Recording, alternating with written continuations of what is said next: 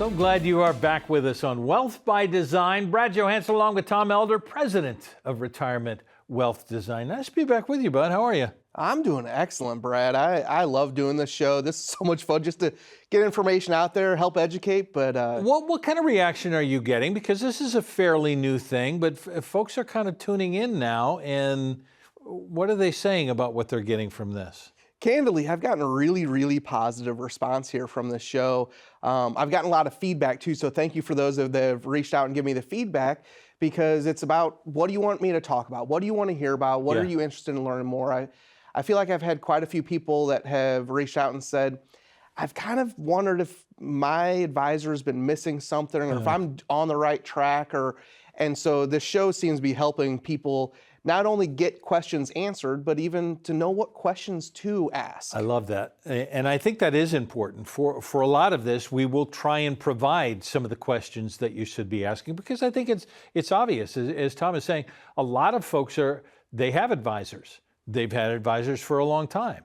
And then they watch the show and they go, my person's not talking about this stuff. We're going to try and lead into that. Maybe this is just a time for a second opinion for a lot of you. As we move into it, that red zone of retirement, it is about risk, right? What risk level are we at? And does the financial services do a disservice, Tom, to a lot of people when we talk about this risk thing? You'll hear risk tolerance all the time. I don't know how much we hear about risk capacity. Give me the idea of where we should be in risk, and maybe do we have to be in a spot that we think we're supposed to be in? How do you measure the risk that somebody is and where they're at and whether they're in the right spot for that risk? Ooh, I love that question. That's a multi-part question though. So I probably hashed it out. I should have stopped at one point. All right, lead, even though I made it more complicated than I should have, lead me into the risk understanding. Yeah, I think that from an industry perspective, I think that it can be oversimplified, if I'm being totally honest. And what I mean by oversimplified is, people, when I ask them, what kind of investor are you? They tend to go to conservative, moderate, aggressive, and even their advisors, they're repeating what their advisors told them. Sure. We want to invest you in a conservative portfolio or moderate. And then some of these big companies, they'll see on their statements, conservative, moderate, aggressive. And so it is very much the common language used. And the problem with that is that that's the language and that's the terminology, but it doesn't really connect to what it means.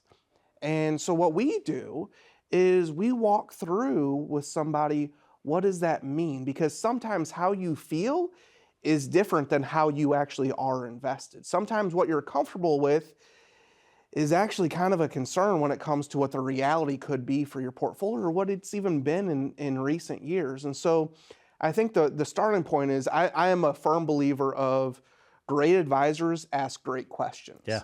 So usually this first meeting that I have with people is me just asking questions like, Brad, let's play a little game here. All right, I'm in. What kind of investor are you? I'm a fairly conservative investor. Fair enough. Okay, so you're a conservative investor.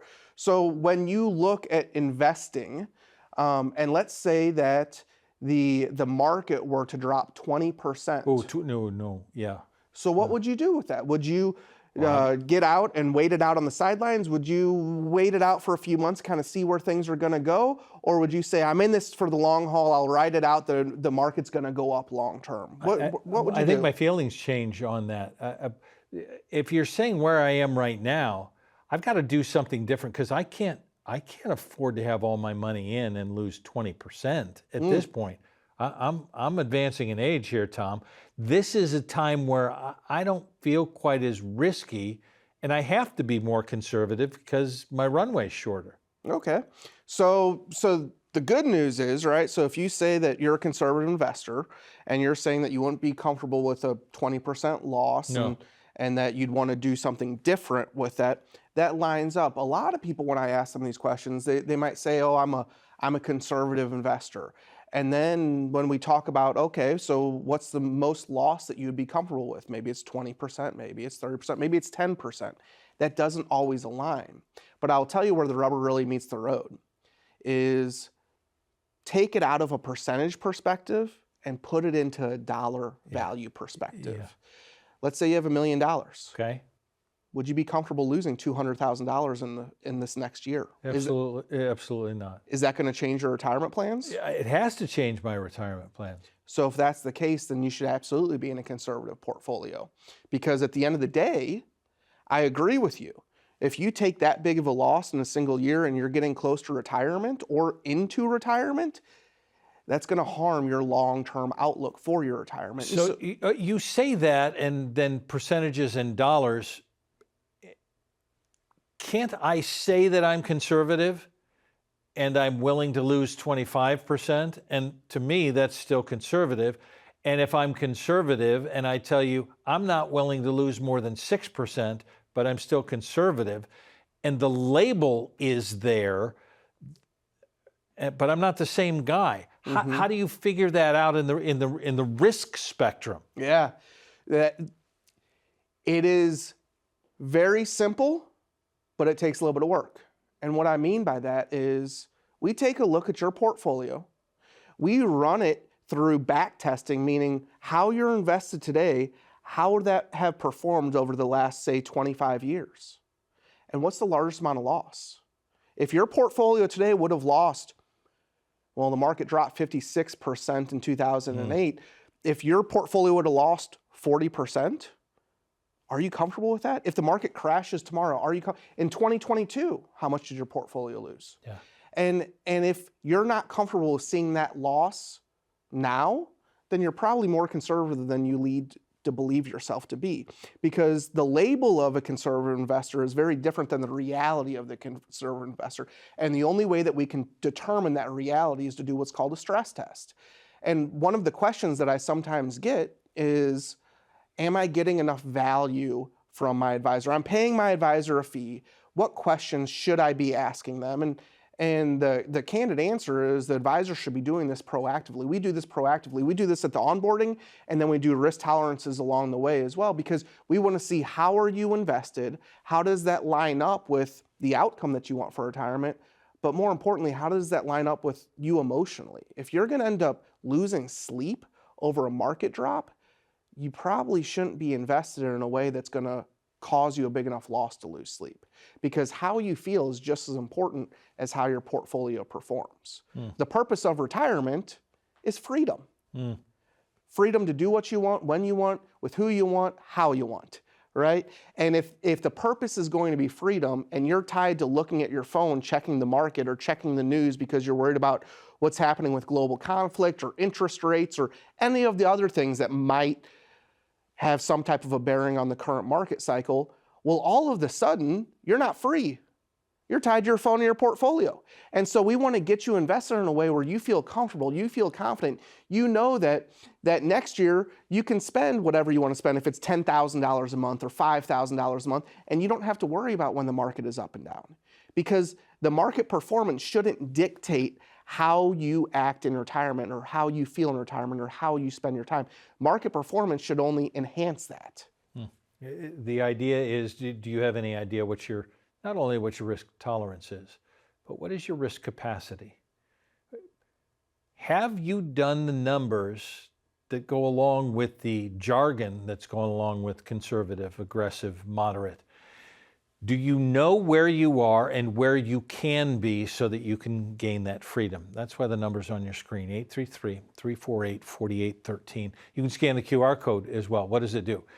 It is an opportunity for an appointment, because you spend all of this time thinking about it. And for a lot of you, now you spend time watching this program and saying, am I going to learn something? And maybe you should be in the office saying, I would like to know whether or not I can make this last for the rest of my life. Let's put together a complimentary written financial plan for you. It is free, 833-348-4813. Maybe it's just a phone call. Maybe you'd like 15 minutes on the phone to say, can we match on this? We'll do that as well. But let's get in the office face-to-face and say, can this work for you? And what is your real label? How about the label of freedom to do what you want to do? 833-348-4813. We'll talk more about risk as we continue.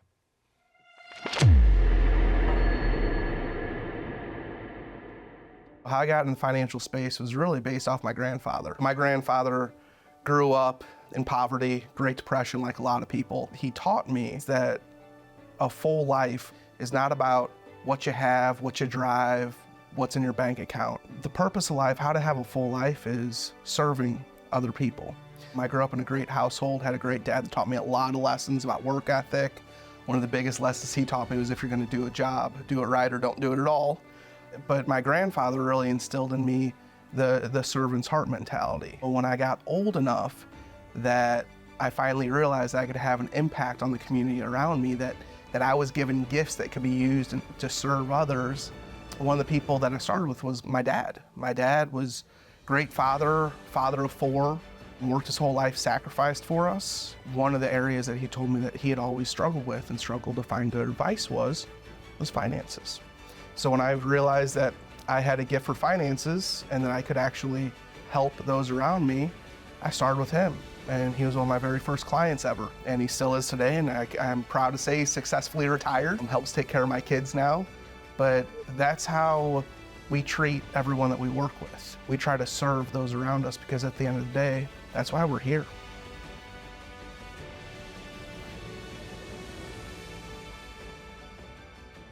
So glad you're with us on Wealth by Design. Brad Johansen with Tom Elder, Retirement Wealth Design. And that's the book, Retirement Wealth by Design. We have this available for you as well. Why wouldn't you want more education? Why wouldn't you want a user's manual to try and figure out retirement? There's a lot in there. Leading into this, I want you to talk a little bit about buckets. You can scan the QR code if you'd like a book. We'll send that out to you as well. Why a bucket strategy, and why is this so easy to try and have us understand what we're trying to figure out and placing our money in with purpose in retirement? Yeah, I think so. Buckets really do a few things for you. What I mean by buckets is not all of your money should be invested the same way. Each dollar should have a purpose in your financial plan. And so depending upon what that purpose is how we should invest it. Because a lot of people that I work with, they want income, they want protection, but they also want growth. And they want to make sure that their money continues to grow for the rest of their lives and hopefully outpaces inflation and they have more than when they started. A lot of times the people want to keep up with whatever they're taking out. If they're taking out $5,000 a month, they want to make sure that their portfolio is growing about $5,000 a month. And so they're at least doing that and making what they're taking.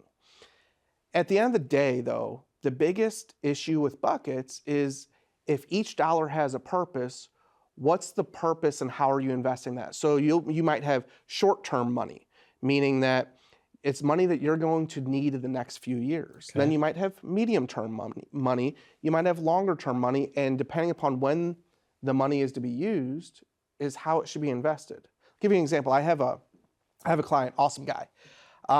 He's worked for the same company for a very long time. That doesn't happen very much anymore. No, not anymore. So I like this story. Okay. He's unique in that perspective. Right. He's actually been in the same company since he was 25 years old. Wow. And so after 30 plus years of service, he's retiring young. And what I mean by young is not only is he under the age of 65, which is usually what we would consider an early retirement, he's actually under the age of 60. He's actually right around 56 years old currently. Wow. Which is fantastic. But it provides multiple challenges now. Yes, it does. And he actually, prior to coming to me, he had 3 different financial advisors. And each advisor, he was kind of thinking in his own mind, those are his different buckets, but they weren't working together for his benefit. And with this client, we've had multiple challenges because we have to plan for multiple retirements. We have to plan for the retirement of now until 59 and a half when he can freely access his pre-tax or IRA funds. We have to plan for retirement between 59 and a half and when he starts taking Social Security, and then we have to plan for retirement for after that. And overall, we're planning for about a 40-year retirement for him. Well, these 3 retirements should be invested very differently because for the bucket of money that's going to be used post taking Social Security, that we have a long glide path to grow with. And so Yeah. we can actually be more aggressive with that, because overall the market should go up over time and we're going to grow a whole lot more versus the money that he's going to need now or in the next 3 years. Well, if the market drops, that's really going to hurt his income plan. So we want to be more conservative with that money. And so we start putting the money in different buckets, investing differently, and we calculate out how much he's going to need for how much goes in that bucket. And so sometimes it gets a little bit more complicated, but the overall strategy is he's going to be able to be retired for the next 40 years and not run out of money. And the value that I provide as an advisor for him is we have a process that takes this into account and provides him the sense of security and growth that he's looking for to give him the lifestyle that he wants now and later. And what that does for him is it allows him to be able to focus on his aging parents, on his kids that are going to be graduating college, and that allows him to focus on him and his wife getting to travel while they're healthy and go see some of the places that have been on his bucket list for a long time. And so if anybody is watching this and you're uncertain about, I look at my return, or I look at the statement that my advisor gives me and it says conservative or moderate or growth, but I'm not really sure how that translates into my retirement plan or my income plan, call my team. My team is standing by. They'll schedule an appointment with us and we'll sit down and we'll walk through this, and it's going to be totally complimentary for you, because this is the really important meat and potatoes of retirement planning, is getting this in place and making sure that every dollar that you have worked and saved and sacrificed has a purpose for your retirement and is aligned with that purpose. See, with this client, timing is everything. And the interesting thing is we always talk about how you can't time the market. And you can't time the market. But timing retirement and understanding the amount of years until you do what? And the amount of years until you do what? And what's the timing of what you want to do with those years becomes the significant part of the plan, because your 56-year-old isn't going to have a retirement like everybody else's. And it shouldn't be. I think we have a notion for a lot of us that one size fits all. And for a lot of you, now you're finding one size fits none. And you're looking for something that is a little bit different because you are a little bit different. And why shouldn't your retirement plan be different than everyone else's? 833-348-4813 is, Tom says they'll put together a complimentary written financial plan. And I think for a lot of you, man, if I call this number, I'm going to get sold something. Not selling anything, giving away education to say, how do I want my retirement to look? And can you put together a plan for me? And then in understanding that plan, after the appointment that you have, then you make a decision as to whether you want to move forward, because the timing is going to be right for you to make your money last until your last breath. Isn't that the goal after all? And if you're going to spend some time on your vacation planning, why wouldn't you spend time on your 30 years of retirement planning? 833-348-4813. Can we sit down, chat about it? I think it would probably help. Wouldn't you like a second opinion at this point? Make the call. We'll be back to talk about more risk after this.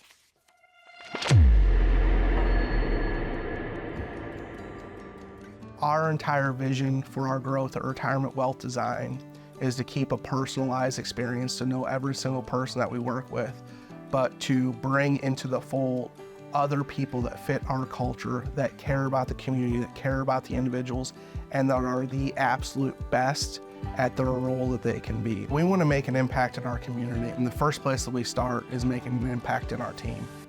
So one of the things that we promote within our company is our own financial literacy and understanding. And then we try to promote that throughout the community. We want to be a pillar within our community. And I think that from a servant's heart perspective, our impact starts with us internally. And if we can serve our team is going to serve our clients, who are also going to serve our community.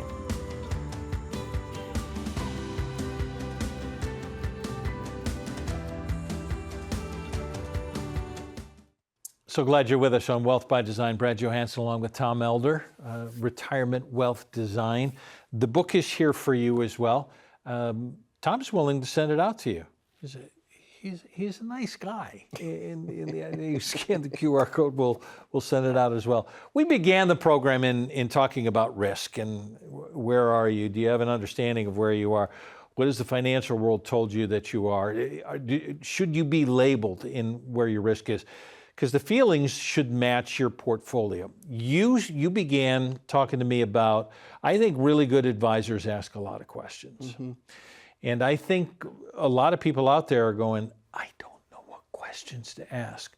So I guess going into that, when you say, let's build out a financial plan, when you get to that spot, and that's what we end up offering in all of this is education, written plan, so it actually looks like something.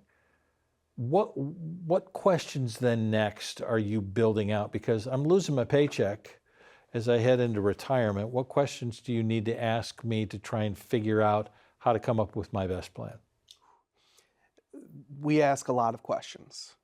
And I think that that's one of the differentiating factors between us and others is the level of questions that you ask somebody. And I will tell you that for those watching this right now, trust your gut. That's one of the biggest things that I've found with hundreds and hundreds of conversations that I've had with people is that oftentimes your gut instinct is spot on, meaning that you have a concern, you have a fear, you have a question, you're uncertain of how something works, and is that even important? Trust your gut. It is important. I'm telling you, how you're feeling is very important when you're thinking about your retirement plan. And a lot of those questions that you're feeling, that you're wondering about, and it might come in passing, it might come when you're driving somewhere or when you're working in the yard and you don't write it down and then you forget it. Well, try to find time or come sit down with me because I'm probably going to ask a lot of those questions. Things like, tell me about your house. Is your house your forever home, or are you going to plan on moving? I was just with somebody the other day. They're in their forever home, and they've been with their financial advisor for a while, and they came in to see me because they disagreed with some of the advice their advisor was giving.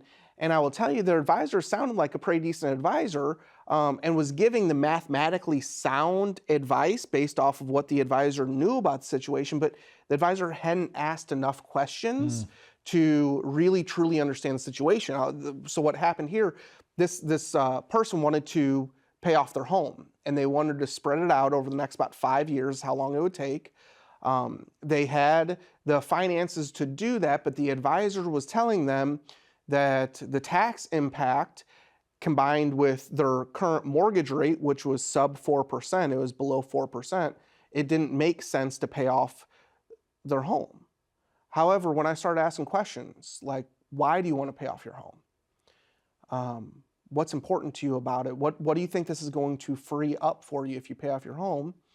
Well, the husband was telling me that it's because if something happens to him, he wants to make sure that his wife is going to be okay and she doesn't have to worry about making that mortgage payment. And so when we actually put together the written financial plan for them, which was complimentary, what we found was that their pensions, they both were collecting pensions, their pensions were only 75% survivorship. So that means that if something happened to him, his wife would get 75% of the amount.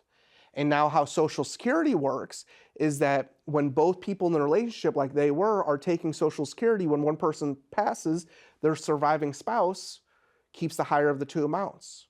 And so what would happen if he were to pass away is essentially his wife was going to miss 125% of their Social Security number. She was going to be missing about $2,000 a month of income.